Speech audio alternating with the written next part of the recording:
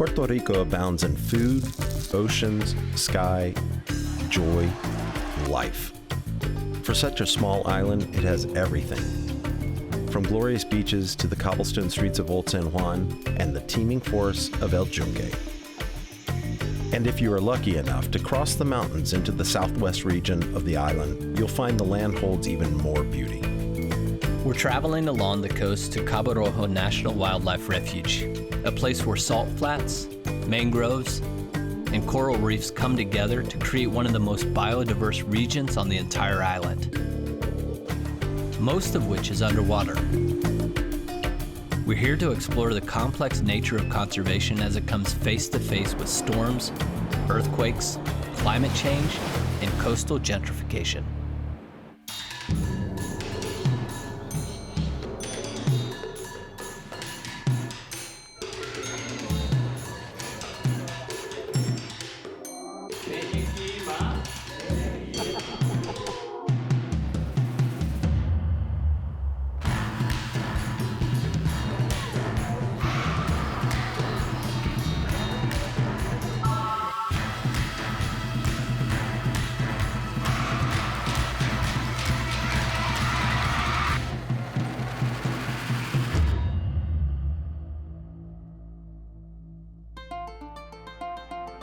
Las Salinas, the Salt Flats, the anchor of the Cabo Rojo National Wildlife Refuge.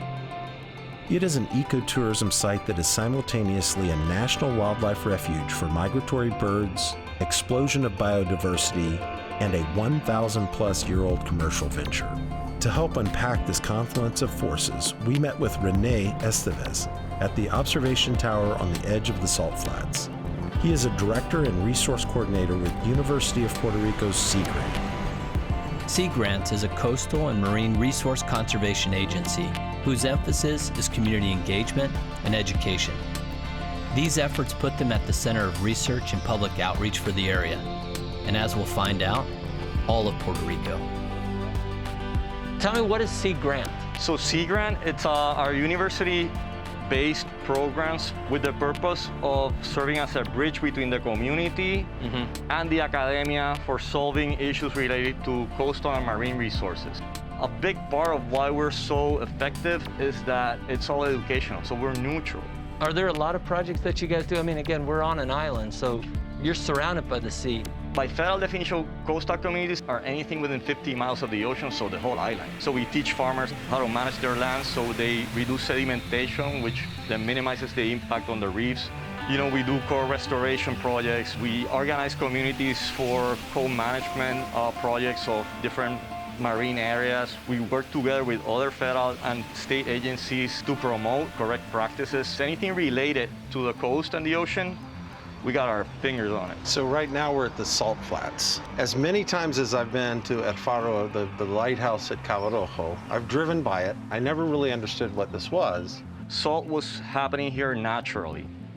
The people came up, identified it, and just made little adjustments to maximize that production of salt. It's an area of land which naturally gets flooded, and then you cut that path and let the sun do the job, you know, so the sun will evaporate the ocean, and then you get the salt. Is it a commercial operation? Yes, it's the longest continuously running commercial operation of the Northern Caribbean region, and it's one of those special examples of a commercial venture that is also very good for the environment because it promotes a lot of biodiversity, especially related to migratory birds. But overall, I mean, ecologically, why is this important at all? I mean, the migratory piece I see, but what happens if it weren't here? You know, it's all connected. Yeah. It's all connected. And migratory species are one of those examples where you see the connections more clearly because they use a wider, you know, range. Yeah.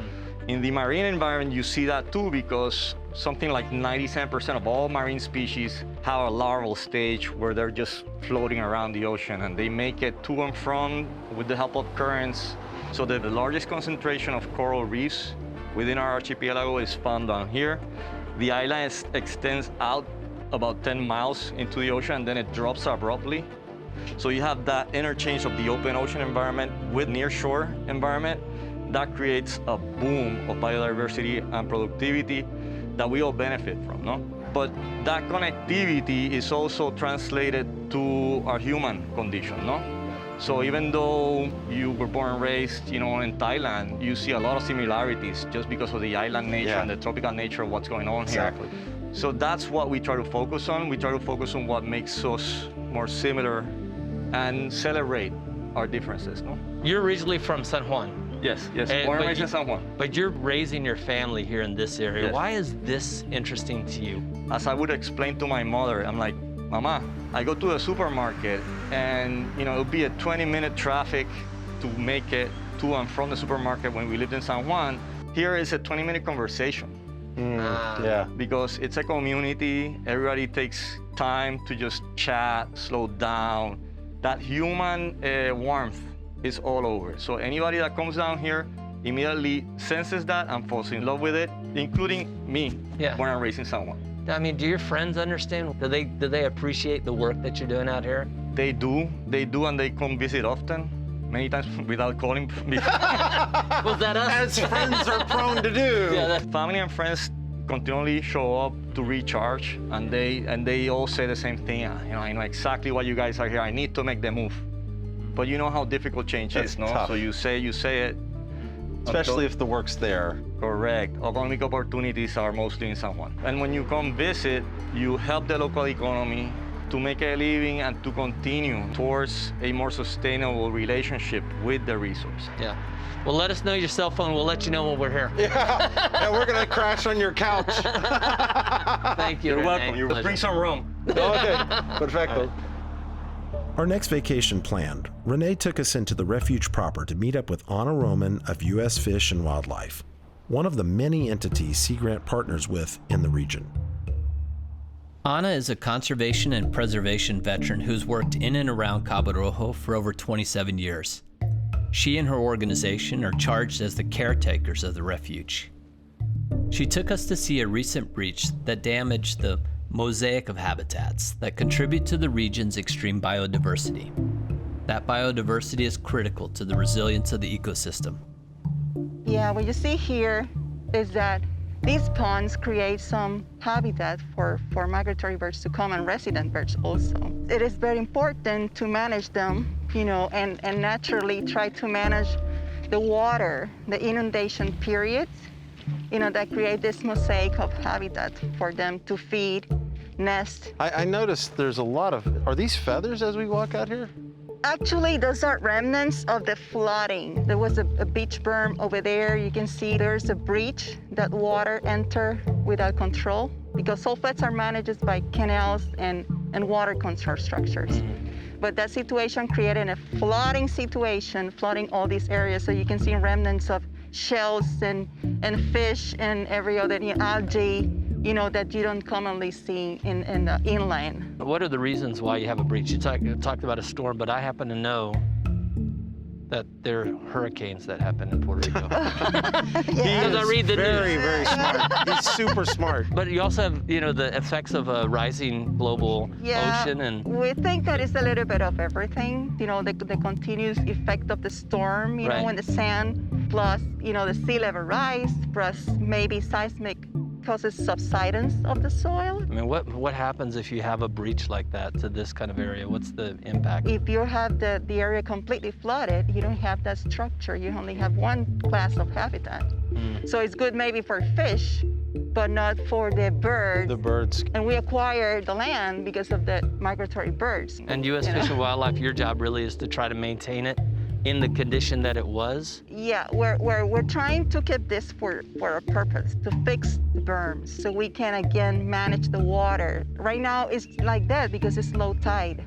So when it comes to high tide, or it's raining, this place is gonna be flooded all over again. What have you seen in the 27 years that you've worked in this space and stuff? What I'm seeing here is just rapid changes that we never thought that is gonna occur. When you talk to your grandfather, when they used to rake the salt, all this place was like this, all the place was like that. You don't see it like that anymore. So you know that it changed. But when you're here for 27 years, you don't expect that change to occur so fast. Anna, are you optimistic I try to be optimistic all the time. But I try to be real, though. Sorry. No, it just feels like a topic like climate change is so heavy and your average person doesn't know how to deal with it. It's always interesting to see you guys that are actually impacted by it, but also getting to do something about it. The rest of us kind of look at it and just hope that there's smarter people than Craig and I. Yeah. Which, look around, that's everyone. Yeah, but that's the beauty of working together, because you don't know everything. So when you get different opinions and different alternatives from different sectors, you get all the elements. As in every winning team, each one of us knows our roles. We try to leverage our strengths. Our long-time relationship with the community, our experts in translating the hard science into arroyo habichuela, which is everyday language, and making use of examples such as this one to really drive the message that climate change is real, and that we need to adapt. We need to plan, we need to be ready for it, and hiding our head inside a hole in the sand is not the way to go, no? Right. Well, walking up into this area, I mean, you mentioned this was one of the areas that had the breach. Does it feel fragile to you, though? Or does it feel resilient? It is a very fragile ecosystem, because just thinking about that the shorebirds prefer, water levels to feed, and it's a very sensitive habitat. Even though it's natural, they have to be in balance for the whole habitat to be of good quality. Right. Many tourists come to the island. Oh, yeah. How can the public be helpful? Here in the Salt Flats, we provide people to do biking and hiking, and people, they contribute a lot to the economy of the area, But people can contribute by knowing the place and protecting it, and taking the message to others, that these places need to be protected. So education is always important. Oh, yeah. It's That's constant. why we work together with Sea Grant and the community. You talked about the importance of education, but how do you guys work with organizations like Sea Grant? What's their role? Do studies and things like that? We're in constant communication with each other, And that's another really positive thing of being an island, no? It's a half a degree of separation, not only familiar-wise, and relative-wise, but agencies, People from the mainland come, and the fact that we work so close together, it comes as a surprise, because many times, on a bigger scale, sister agencies, sister programs, same aims, same goals, they don't even talk to each other. Yeah. That sense of community, I always think it's interesting. Both of you guys have traveled internationally. When you run across another person from Puerto Rico, or even your city, what is it? What is that like? Because it feels like you guys are almost like family. Yeah, and actually, you're sometimes family. Yeah, that's right. And culturally, it's the nature of being an island that you depend on your neighbor, and for good or for bad, we know everything about our next neighbor. Earl and I were fortunate enough to go from one side of the island to the other. The topography completely changes. You go from rich, lush forests to very dry, arid once you cross over the mountains. You think of El Yunque or the rainforest as being this, biodiversity, but it also happens here. Yeah. Yeah. I like to say our true wilderness at a large scale occurs underwater, no? And the way we leverage what Anna and her team's doing is so we serve as that facilitator. We start a communication, reaching out to the community and making them part of the whole process, making them a participant. What solution, nature-based solution, is going to be the best fit? Cultivate that sense of ownership that is so critical for our conservation goals. Just like you guys rely on each other, I think Craig and I and the rest of the world rely on the work that you guys do as well. Absolutely. Thank you to you for coming here to take the message to the people. It's not hard to hate. The unique partnership between Sea Grant and U.S. Fish and Wildlife is encouraging, but preservation and conservation is still a daunting issue. As climate change transforms our oceans and increases extreme events, we'll have to make hard decisions about what to preserve and what to let go in a kind of ecological triage. Near the Salt Flats is Faro Los Marillos de Cabo Rojo, a 19th century lighthouse perched on the red limestone cliffs that lend Cabo Rojo its name. On our drive there, you could see further disruption of this delicate ecosystem in the cracked and mangled mangroves killed by Hurricane Maria in 2017. Like so many other parts of the island, it's a grim reminder that some scars take a long time to heal. We woke early to meet back up with René, so we might learn more about the critical role mangroves play in the Puerto Rican ecosystem. We traveled to a seaside village and nature preserve about 30 minutes north of Cabo Rojo. Once there, René took us out kayaking to get a view of the mangroves from the water. René, where are we? Tell us where we are right now. So, bienvenidos a la Paguera. Welcome to la Paguera. Gracias. And to the mangrove channels. Paguera comes from the name Pargo because there's an abundance of that family of fishes, which are snappers. Originally, it was built because of the access to rich populations of fish that were edible, but now it's mainly a tourist attraction for boaters, kayakers, and it's been turned into a nature reserve. And all of these along here are mangroves. These are Chrysophora mangle, red mangrove. We have 4 species of mangrove. This is the only one that exists with the root system submerged in the salt water. The evolutionary advantage mangroves have other vegetation is that they can handle salt. So it used to be that we avoided places where mangroves grow because there are natural floodplains where mosquitoes and other insects abound. And we found out later that wetlands are one of those places key to biodiversity. It seems like when we got close to the mangroves, it stung a little, or? So there's a number of organisms that use the root system of the mangrove as structure to where they attach and they grow. Many of these organisms are family Like a jellyfish? jellyfish, and they have that stinging cells called pneumatophores. And that same structure as the base of a food chain Right. for a number of species that you eventually go and see in the reef. One way to understand the importance of this ecosystem and the biodiversity it facilitates comes from an outsider. The other thing I noticed, René, is that there's a lot of iguanas. Yes. They're invasive? Yes, that's an invasive species natural to Central America and South America. The thing with the iguana is that without any natural predator, it just took over. So here's my question. If you look at a natural adaptation of animals, an evolution, they end up in places adapting to the places that they're at. It almost feels like because iguanas thrive here, they should be here. Correct.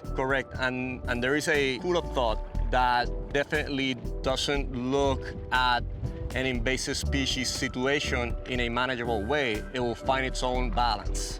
Why do we worry about invasive species at all? So at certain points in the food chain, if there's no controls, an exploitation of too many of one organism can result in fewer of other organisms. So iguanas come, they don't have a top predator to keep them in check. The expansion of their population then creates havoc to other species and the habitat per se. So if you have more than one species taking care of, let's say, algae growing over the reef, that reef system is less likely to suffer significant damages from man-made or climate change impacts. The diversity itself is what strengthens the ecosystem and protects it against negative impacts, not the least of which is us. Human beings are not only changing the climate, but directly impacting the wetlands of La Paguera. It's no simple problem. So René, tell us about the relationship between the mangroves and the people, the community, the culture. As a scientist, I might go out every day for a couple of weeks, and then I have a couple of months in the lab trying to figure out the data. But they go out every freaking day for their whole life, and their dads did that, and their grandparents did that. So there is a wealth of ecological knowledge just by being in the community that knows the system the best. Our mission basically is to keep everybody that has an interest on areas such as this one as informed as possible so they can make the right decisions and they can be part of the policy and the decision-making process at the management level. The argument whether actively managing or just setting it aside, don't touch it, Right. and it will grow back up, it's an ongoing one. because the second alternative, it's exclusive. You know, only a number of people can go there before the system kind of suffers. If we limit the access to the actual users, they won't care. So we're trying constantly to look at the alternative, where you can then include the community and include the financial benefits, because at the end of the day, conservation and the socioeconomic positioning are hand to hand. So René, you were telling us too that this is not like anything new. So initially, nobody cared about the mangroves because you couldn't farm, the area that's flooded by salt water. So about 100 years ago, there was a Category 4 hurricane that went right through the island, and all those mountain, coffee growers, they got just hit really hard. So they had to make it down to the coast to find food and shelter. And where did they place the people? In the mangrove areas, no? Because you couldn't farm it. So we don't care about that land. All of a sudden, we learned that mangroves have this great, ecological value. Now, external capital is coming into the island and really interested in purchasing those properties. So you say, hey guys, there's gonna be another storm. This place is gonna flood again. It's gonna be dangerous. We need to move back. And they're like, what do you mean? This guy's gonna buy my house, and then because he's white and rich, they're gonna build a wall. Our work is being made a little bit harder because of this other economic phenomenon. So it's coastal gentrification, basically. Correct. At a massive scale, because you had the 100-year storm and the earthquakes come, boom, boom. So blood's on the street. Policy-wise, there's an incentive for rich people to come to the island and invest. And our fear is that that will then lead to privatization of the coastal environment, and that it's an exclusive approach to the management of the coast, where we truly believe that it needs to be inclusive. The efforts that Sea Grant, U.S. Fish and Wildlife, and other organizations are making to educate and engage communities are critical. Because these communities and the environments they live in are equally impacted by climate change and development. As René said early on, it's all connected. As more and more communities are impacted by climate change, we will need more partnerships, education, and inclusion to keep everyone moving in the same direction. This movement towards inclusivity is a mirror of the biodiversity that strengthens any ecosystem. The more communities, people, and organizations invested in the planet, the stronger and more resilient our response.